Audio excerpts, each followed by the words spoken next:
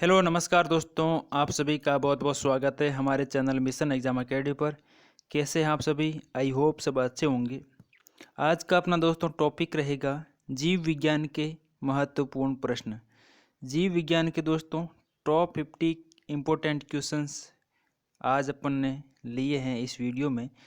तो चलिए दोस्तों, ये टॉपिक जिस कॉम्पिटिटिव एग्ज़ाम्स में साइंस पूछी जाती है उन सभी के लिए दोस्तों ये वीडियो वेरी वेरी इम्पोर्टेंट रहने वाला है। और कॉपी पेन दोस्तों लेके बैठे ताकि साथ साथ में आप नोट डाउन कर सकें। और अगर आपको भी इन क्वेश्चंस के आंसर आ रहे हैं तो आप कमेंट बॉक्स में अपना आंसर ज़रूर टाइप कीजिए। तो चलिए दोस्तों, आज की क्लास स्टार्ट करते हैं। सबसे पहले आप हमारे चैनल पर नए हैं तो चैनल को सब्सक्राइब कर लेना और बेल आइकन को दोस्तों ज़रूर प्रेस कर लेना, जिससे आने वाली सभी वीडियोस की नोटिफिकेशन आपको समय पर मिलती रहे। तो चलिए दोस्तों, पहले क्वेश्चन की ओर। पहला क्वेश्चन है दोस्तों, भोजन में लार मिलने के बाद भोजन को किस नाम से जाना जाता है? भोजन में लार मिलने के बाद भोजन को किस नाम से जाना जाता है? ऑप्शन ए है बोलस, ऑप्शन बी है काइम, ऑप्शन सी काइल या ऑप्शन डी है इनमें से कोई नहीं। भोजन में दोस्तों लार मिलने के बाद भोजन को किस नाम से जाना जाता है? तो इस क्वेश्चन का सही आंसर हो जाएगा दोस्तों option number A. Option A यहाँ पे दोस्तों बिल्कुल सही हो जाएगा। भोजन में लार मिलने के बाद भोजन को बोलस के नाम से जाना जाता है। चलिए नेक्स्ट क्वेश्चन की ओर। क्वेश्चन है, लार का पीएच मान कितना होता है? लार का पीएच मान कितना होता है? इंपॉर्टेंट क्वेश्चन है दोस्तों आपके कॉम्पिटिटिव एग्जाम्स की दृष्टि से। तो दोस्तों लार का पीएच मान कितना होता है आपको बताना है। 5 पीएच, 6, 6.8 या 7। तो इसका सही आंसर हो जाएगा क्वेश्चन नंबर सेकंड का ऑप्शन नंबर सी। लार का पीएच मान होता है दोस्तों 6.8। ऑप्शन नंबर सी यहाँ पे बिल्कुल सही हो जाएगा, ऑप्शन नंबर सी। आगे बढ़ते हैं नेक्स्ट क्वेश्चन। लार की प्रकृति कैसी होती है? अम्लीय, क्षारीय, हल्का अम्ल या हल्का क्षार? लार की प्रकृति कैसी होती है? तो इसका सही आंसर हो जाएगा ऑप्शन नंबर सी, हल्का अम्ल। ऑप्शन नंबर सी बिल्कुल यहाँ पे सही हो जाएगा। अगला प्रश्न है, लार में कौन सा एंजाइम पाया जाता है? लार में कौन सा एंजाइम पाया जाता है? लाइसोजाइम, टाइलिन या एमाइलेज? ए और बी दोनों, ऑप्शन डी है इनमें से कोई नहीं। लार में कौन सा एंजाइम पाया जाता है?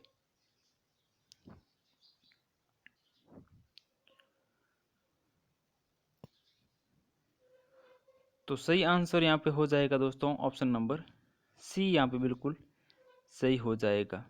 ए और बी दोनों, लाइसोजाइम और टाइलिन या एमाइलेज, ऑप्शन नंबर सी यहाँ पे बिल्कुल सही हो जाएगा। नेक्स्ट क्वेश्चन, लार में कौन सा आयन पाया जाता है? लार में कौन सा आयन पाया जाता है? तो ऑप्शन ए है Na, ऑप्शन बी के या ऑप्शन सी है ए और बी दोनों, ऑप्शन डी है इनमें से कोई नहीं। तो सही आंसर यहाँ पे रहेगा ऑप्शन नंबर सी, बिल्कुल सही हो जाएगा, option number C. Next question, amylase या टाइलिन का कार्य होता है कीटाणुओं को मारना, कार्बोहाइड्रेट का पाचन, ए और बी दोनों या इनमें से कोई नहीं। एमाइलेज या टाइलिन का दोस्तों कार्य बताना है आपको। तो सही आंसर यहाँ पे हो जाएगा ऑप्शन नंबर बी, यहाँ पे बिल्कुल सही हो जाएगा। कौन सा option? Option number B, carbohydrate का पाचन। Option number B is a right. अगला प्रश्न है, किस अंग में भोजन का पाचन नहीं होता? छोटी आंत, बड़ी आंत, ग्रास नली या इनमें से कोई नहीं? किस अंग में भोजन का पाचन नहीं होता पूछा है यहाँ पे दोस्तों।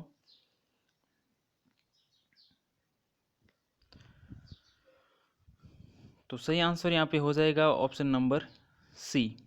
ऑप्शन नंबर सी यहाँ पे बिल्कुल सही हो जाएगा। ग्रास नली में दोस्तों भोजन का पाचन नहीं होता है। अगला प्रश्न है, हाइड्रोक्लोरिक अम्ल की प्रकृति होती है अम्लीय, क्षारीय, उदासीन या इनमें से कोई नहीं? हाइड्रोक्लोरिक अम्ल की प्रकृति कैसी होती है?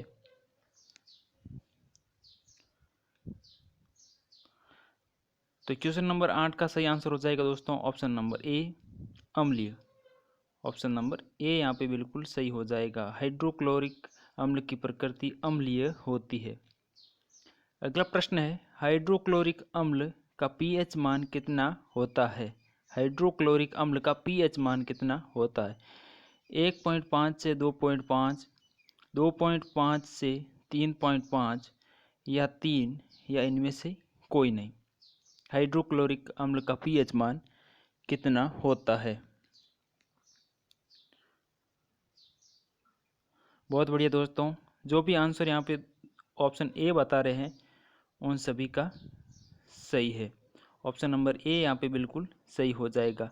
1.5 से 2.5 ए यहाँ पे बिल्कुल सही हो जाएगा। आगे बढ़ते हैं। अगला प्रश्न, पेप्सिनोजेन को सक्रिय स्थिति में लाने के लिए निम्न में से किसका प्रयोग किया जाता है? रेनिन, हाइड्रोक्लोरिक अम्ल का या प्रोरेनिन या इनमें से कोई नहीं? पेप्सिनोजेन को सक्रिय स्थिति में लाने के लिए किसका प्रयोग किया जाता है?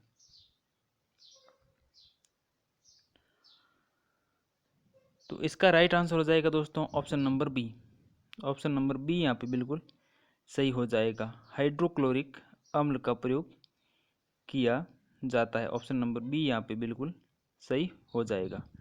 आगे बढ़ते हैं। अगला प्रश्न है, पेप्सिनोजन किस रूप में सक्रिय होता है? पेप्सिनोजन किस रूप में सक्रिय होता है? पेप्सिन या रेनिन या केसिन या इनमें से कोई नहीं? पेप्सिनोजन किस रूप में सक्रिय होता है? तो सही आंसर यहाँ पे हो जाएगा ऑप्शन नंबर ए, पेप्सिन।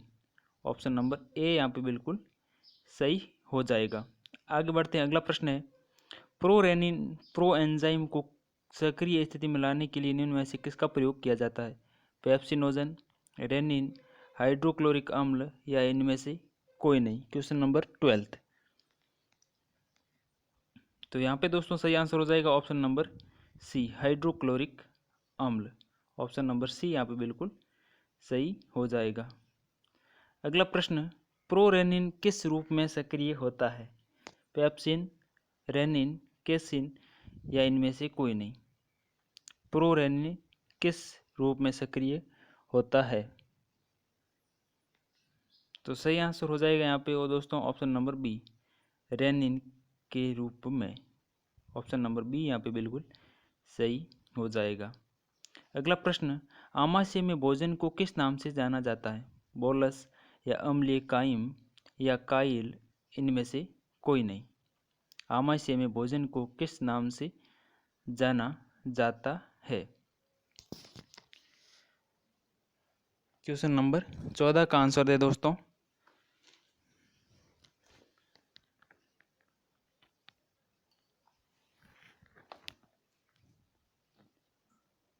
तो क्वेश्चन नंबर 14 का दोस्तों सही आंसर हो जाएगा दोस्तों option number B. Option number B यहाँ पे बिल्कुल सही हो जाएगा, अम्लीय काइम। आगे बढ़ते हैं दोस्तों।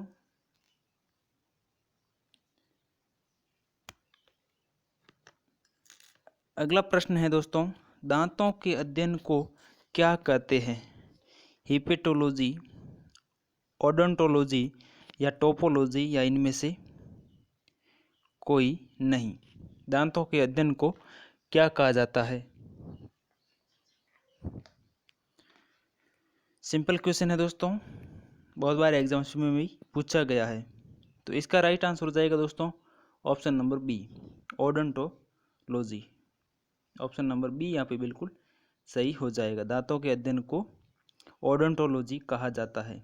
अगला प्रश्न, दांतों का अंदरूनी भाग को किस नाम से जाना जाता है? दांतों के अंदरूनी भाग को दोस्तों किस नाम से जाना जाता है? क्वेश्चन नंबर 16 का आंसर दे दोस्तों। इनेमल, डेंटाइन या सीमेंटम या इनमें से कोई नहीं। दांतों का अंदरूनी भाग को किस नाम से जाना जाता है? तो सही आंसर यहाँ पे रहेगा दोस्तों option number B, dentine. Option number B यहाँ पे बिल्कुल सही हो जाएगा। दांतों के अंदरूनी भाग को डेंटाइन कहा जाता है। अगला प्रश्न, हमारे दांतों को खून व लस्सी का कौन प्रदान करता है? पल्प कैविटी, बक्कल कैविटी, ए व बी दोनों, इनमें से कोई नहीं। हमारे दांतों को खून व लस्सी का कौन प्रदान करता है? तो इसका सही आंसर हो जाएगा दोस्तों option number A, pulp cavity. Option number A यहाँ पे बिल्कुल सही हो जाएगा। नेक्स्ट क्वेश्चन, इनेमल का स्त्रावण किस कोशिका द्वारा किया जाता है? अमीनोब्लास्ट, ओडोंटोब्लास्ट या ए और बी दोनों, या इनमें से कोई नहीं। इनेमल का स्त्रावण किस कोशिका द्वारा किया जाता है?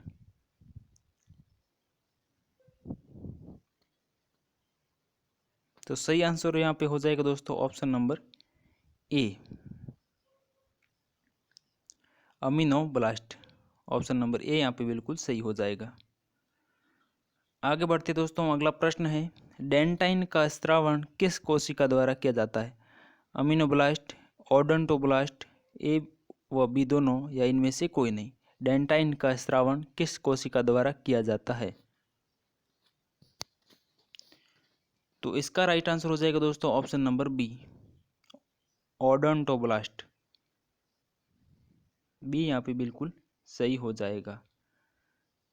अगला प्रश्न है, हमारे शरीर का सबसे कठोर पदार्थ कौन सा है? डेंटाइन, इनेमल, ए व बी दोनों, या इनमें से कोई नहीं। हमारे शरीर का सबसे कठोर पदार्थ कौन सा है?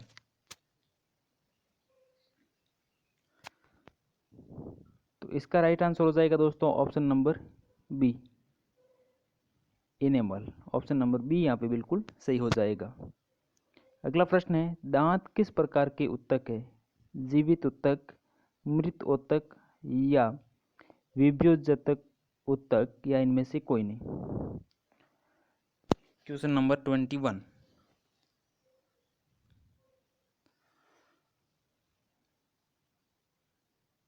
तो इसका सही आंसर हो जाएगा दोस्तों 21 का ऑप्शन नंबर ए, बिल्कुल सही हो जाएगा। दांत किस प्रकार के ऊतक है? तो जीवित ऊतक है। अगला प्रश्न है, मनुष्य के दांतों को मसूड़ों से कौन जोड़ता है? इनेमल, डेंटाइन या सीमेंटम, या इनमें से कोई नहीं। मनुष्य के दांतों को मसूड़ों से कौन जोड़ता है? तो इसका सही आंसर हो जाएगा दोस्तों ऑप्शन नंबर सी, सीमेंटम दोस्तों मनुष्य के दांतों को मसूड़ों से जोड़ने का कार्य करता है। ऑप्शन नंबर सी यहाँ पे बिल्कुल सही हो जाएगा। अगला प्रश्न है, बच्चों में कौन से दांत अनुपस्थित होते हैं? बच्चों में कौन से दांत अनुपस्थित होते हैं? कीर्तनक, रदनक, च्वर्णक या अग्रच्वर्णक।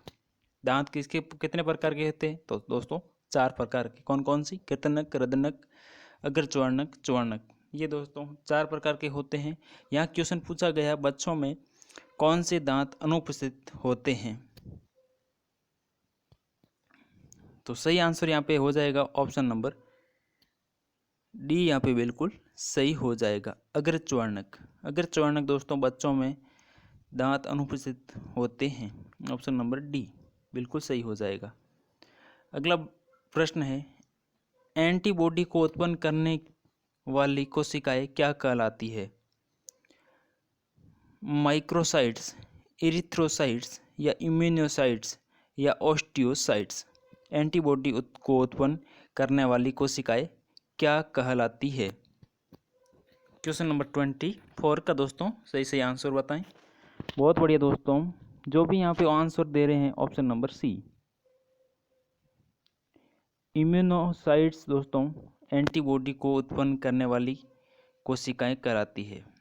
एंटीबॉडी को उत्पन्न करने वाली कोशिका क्या कहलाती है? तो इम्यूनोसाइट्स। ऑप्शन नंबर सी यहाँ पे बिल्कुल सही हो जाएगा, ऑप्शन नंबर सी। अगला प्रश्न है, जीवाणुओं के अध्ययन को किस नाम से जाना जाता है? बैक्टीरियोलॉजी, फाइकोलॉजी, साइकोलॉजी या वेरियोलॉजी? जीवाणुओं के अध्ययन को किस नाम से जाना जाता है?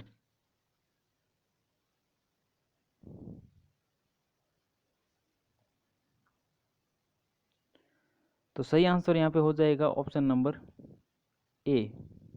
ऑप्शन नंबर ए यहाँ पे बिल्कुल सही हो जाएगा, ऑप्शन नंबर ए। बैक्टीरियोलॉजी जीवाणुओं के अध्ययन को जाना जाता है बैक्टीरियोलॉजी के नाम से। अगला प्रश्न है, यकृत का अध्ययन विज्ञान की किस शाखा में किया जाता है? यकृत का अध्ययन विज्ञान की किस शाखा में किया जाता है? ऑस्टियोलॉजी, हिपेटोलॉजी, साइकोलॉजी या इनमें से कोई नहीं? यकृत का अध्ययन विज्ञान की किस शाखा में किया जाता है? Question number 26।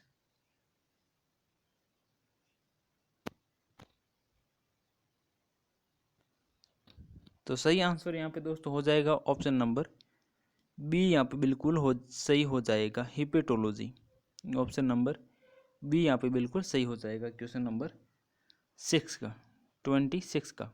अगला प्रश्न है, ग्लूकागॉन हार्मोन किस कोशिका द्वारा स्रावित होता है? ग्लूकागॉन हार्मोन किस कोशिका द्वारा स्रावित होता है?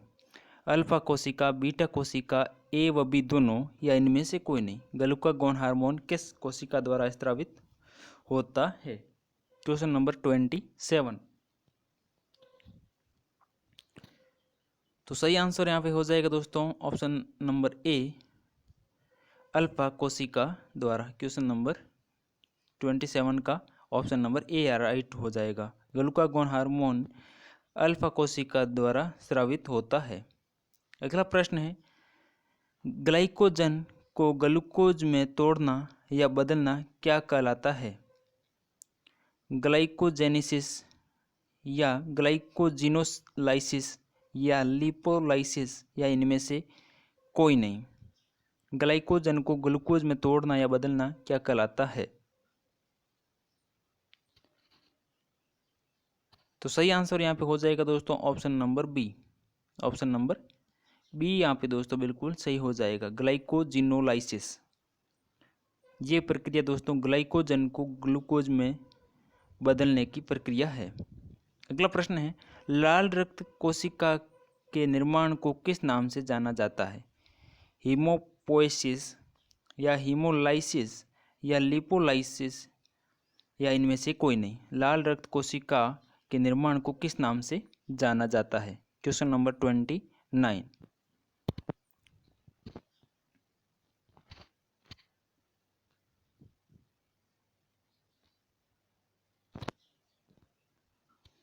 बहुत बढ़िया दोस्तों, जो भी यहाँ पे आंसर दे रहे हैं ऑप्शन नंबर ए, उन सभी का सही है। Option number A, haemopoiesis. Option number A यहाँ पे बिल्कुल सही हो जाएगा। लाल रक्त कोशिकाओं के निर्माण को हीमोपोएसिस के नाम से जाना जाता है। अगला प्रश्न है, मनुष्य के शरीर में पित्त का संग्रहण किस में किया जाता है? मनुष्य के शरीर में पित्त का संग्रहण किस में किया जाता है? अंगनाशय में, यकृत में या पित्ताशय में या इनमें से कोई नहीं?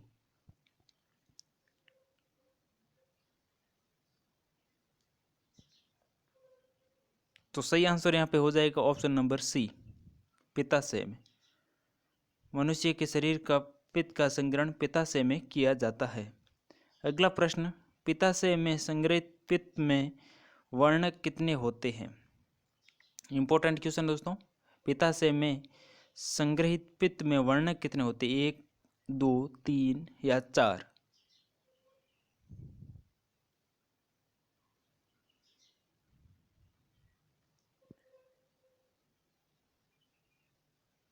तो यहाँ पे सही आंसर हो जाएगा दोस्तों option number B, 2। Option number B यहाँ पे बिल्कुल सही हो जाएगा। अगला प्रश्न है, पित्त में कौन सा वर्णक होता है? बिलीरुबिन या बिलीवर्डिन या ए व बी दोनों या इनमें से कोई नहीं? पित्त में कौन सा वर्णक होता है?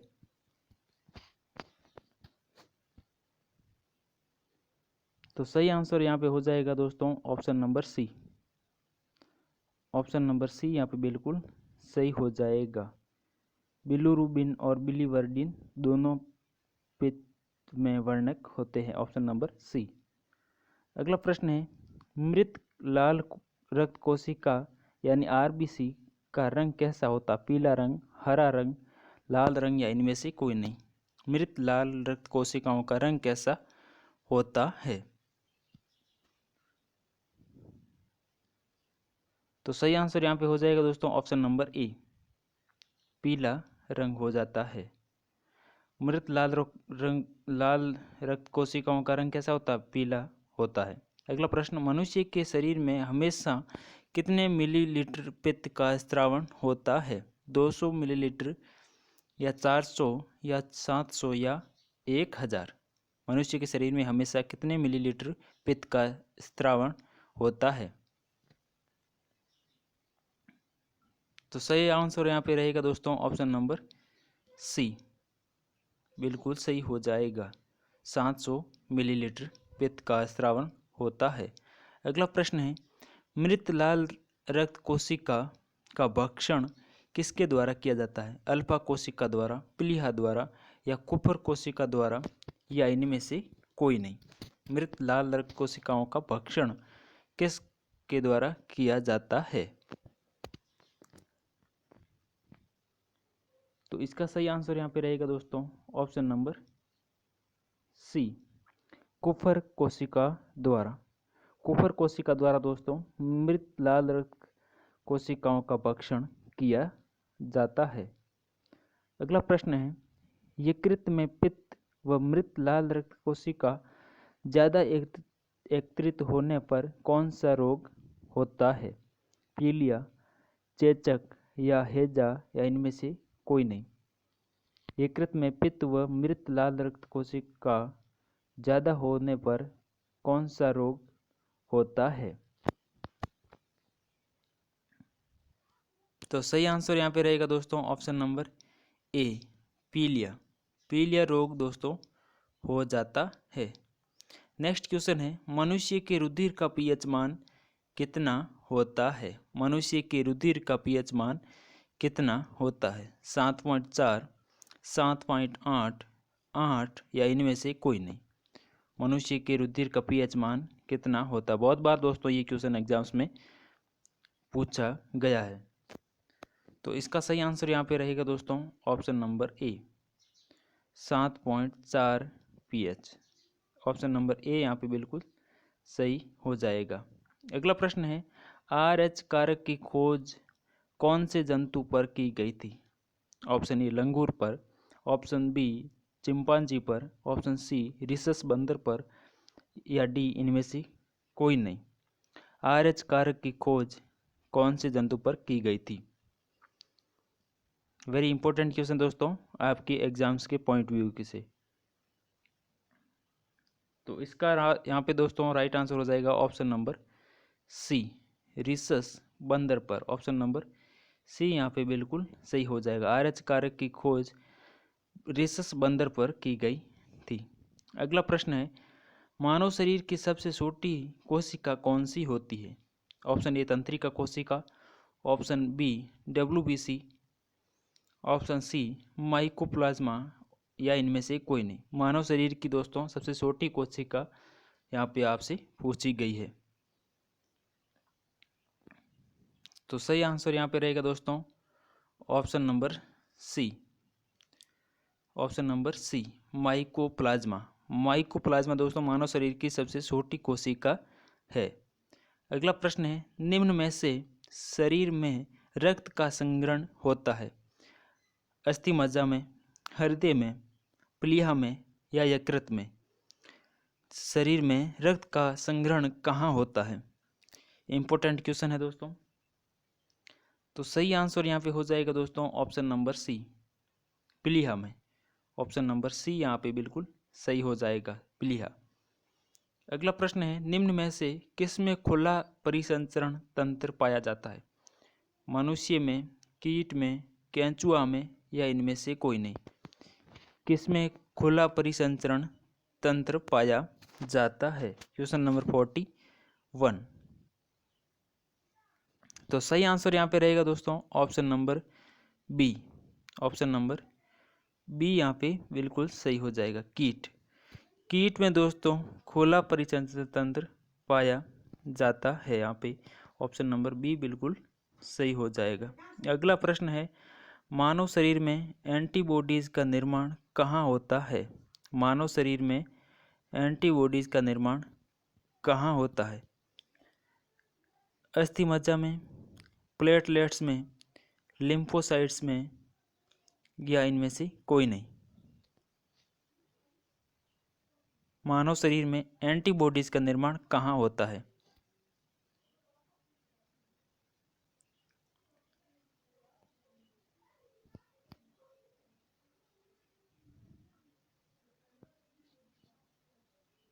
सही आंसर यहाँ पे दोस्तों रहेगा option number C, lymphocytes. Option number C यहाँ पे बिल्कुल सही हो जाएगा। अगला प्रश्न है, मनुष्य की एक कोशिका में कई गुणसूत्रों की संख्या कितनी होती है? मनुष्य की एक कोशिका में कई गुणसूत्रों की संख्या कितनी होती है? 23, 44 या 46 या इनमें से कोई नहीं? कई गुणसूत्रों की यहाँ पे दोस्तों आपसे संख्या पूछी गई है। तो यहाँ पे सही आंसर हो जाएगा दोस्तों option number B, 44। Option number B दोस्तों यहाँ पे बिल्कुल सही हो जाएगा। अगला प्रश्न है, पेप्सिन एंजाइम स्रावित होता है मुख गुहा से, आहार नाल के अंतिम सिरे से या आमाशय से या उपरोक्त सभी? पेप्सिन एंजाइम कहाँ से स्रावित होता है दोस्तों, आपसे पूछा गया क्वेश्चन। तो इसका सही आंसर यहाँ पे हो जाएगा दोस्तों ऑप्शन नंबर सी, आमाशय से। पेप्सिन एंजाइम कहाँ से स्रावित होता है? तो आमाशय से। ऑप्शन नंबर सी यहाँ पे बिल्कुल सही रहेगा। अगला प्रश्न है, निम्न में से कौन सा नर हार्मोन है? प्रोजेस्टेरॉन, एस्ट्रोजन, टेस्टोस्टेरोन या उपरोक्त सभी? कौन सा दोस्तों यहाँ इसमें से नर हार्मोन है? Question number 45। तो सही आंसर यहाँ पे दोस्तों option number C, testosterone. Option number C यहाँ पे राइट हो जाएगा। ये दोस्तों नर हार्मोन है। प्रोजेस्टेरॉन और एस्ट्रोजन ये दोस्तों मादा हार्मोन है। आगे बढ़ते दोस्तों, अगला प्रश्न है, मानव शरीर की सबसे बड़ी पाचन ग्रंथि कौन सी है? सबसे बड़ी यहाँ पे दोस्तों पाचन ग्रंथि आपसे पूछा गया है। थाइमस ग्रंथि, लार ग्रंथि, अग्नाशय, यकृत। मानव शरीर की सबसे बड़ी पाचन ग्रंथि कौन सी है? Question number 46। तो सही आंसर है यहाँ पे दोस्तों ऑप्शन नंबर डी, यकृत। ऑप्शन नंबर डी यहाँ पे सही हो जाएगा। मानव शरीर की सबसे बड़ी पाचन ग्रंथि है यकृत। अगला प्रश्न है, तंत्रिका तंत्र पर मस्तिष्क का कौन सा भाग नियंत्रण रखता है? मेरुरज्जु, अनुमस्तिष्क, प्रमस्तिष्क या इनमें से कोई नहीं? तंत्रिका तंत्र पर मस्तिष्क का कौन सा भाग नियंत्रण रखता है? Question number 47। तो सही आंसर यहाँ पे हो जाएगा ऑप्शन नंबर सी, सी यहाँ पे बिल्कुल सही हो जाएगा, प्रमस्तिष्क। अगला प्रश्न है, निम्न में से कौन सी ग्रंथि पीयूष ग्रंथि को नियंत्रित करने वाली ग्रंथि है? पीयूष ग्रंथि को कौन सी ग्रंथि नियंत्रित करती है? अग्नाशय, हाइपोथैलेमस, थाइमस ग्रंथि या इनमें से कोई नहीं? कौन सी ग्रंथि पीयूष ग्रंथि को नियंत्रित करने वाली ग्रंथि है? Question number 48। तो इसका सही आंसर हो जाएगा दोस्तों option number B, hypothalamus. Option number B यहाँ पे बिल्कुल सही हो जाएगा। पीयूष ग्रंथि को ये दोस्तों नियंत्रित करने वाली ग्रंथि हाइपोथैलेमस। अगला प्रश्न है, निम्न में से कौन सा अंग ब्लड बैंक कहलाता है? कौन सा अंग ब्लड बैंक कहलाता है? प्लीहा, वृक्क, हृदय या यकृत? इंपॉर्टेंट क्वेश्चन है दोस्तों ये। Question number 49। तो इसका राइट आंसर हो जाएगा दोस्तों ऑप्शन नंबर ए। ऑप्शन नंबर ए प्लीहा। प्लीहा को दोस्तों ब्लड बैंक कहा जाता है। ऑप्शन नंबर ए यहाँ पे बिल्कुल सही हो जाएगा। अगला प्रश्न है, अग्नाशय की कौन सी कोशिकाएं इंसुलिन का निर्माण करती है? कौन सी कोशिकाएं इंसुलिन का निर्माण करती है? अल्फा, बीटा, गामा या उपरोक्त सभी? Question number 50। तो इसका राइट आंसर हो जाएगा दोस्तों ऑप्शन नंबर बी। बीटा कोशिकाएं दोस्तों अग्नाशय की में इंसुलिन का निर्माण करती है। ऑप्शन नंबर बी यहाँ पे बिल्कुल सही हो जाएगा। तो दोस्तों ये है आज के टॉप 50 इम्पोर्टेंट क्वेश्चंस। दोस्तों आपको बताना है आपके कितने क्वेश्चंस राइट हुए हैं। आपके इन 50 क्वेश्चंस में से कितने राइट हुए हैं, अपना स्कोर कमेंट बॉक्स में ज़रूर बताइएगा।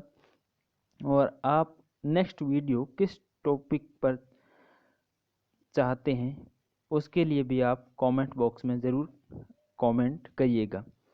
तो दोस्तों आज की क्लास ये कैसी लगी कमेंट बॉक्स में ज़रूर बताइएगा। अगर आपको हमारा ये प्रयास अच्छा लगा है तो लाइक ज़रूर कीजिएगा और अपने दोस्तों के साथ में शेयर ज़रूर कीजिएगा। तो चलिए दोस्तों, आप अपना ऐसे ही अपना प्रेम बना के रखिएगा। वीडियो को लाइक ज़रूर कीजिएगा और चैनल को सब्सक्राइब दोस्तों ज़रूर कर लेना और बेल आइकन को दोस्तों ज़रूर प्रेस कर लेना, जिससे आने वाली सभी वीडियोस की नोटिफिकेशन आपको दोस्तों समय पर मिलती रहें।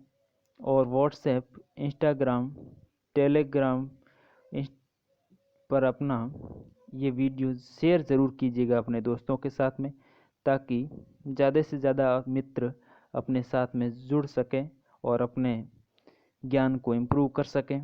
तो चलिए दोस्तों, मिलते हैं नेक्स्ट वीडियो में।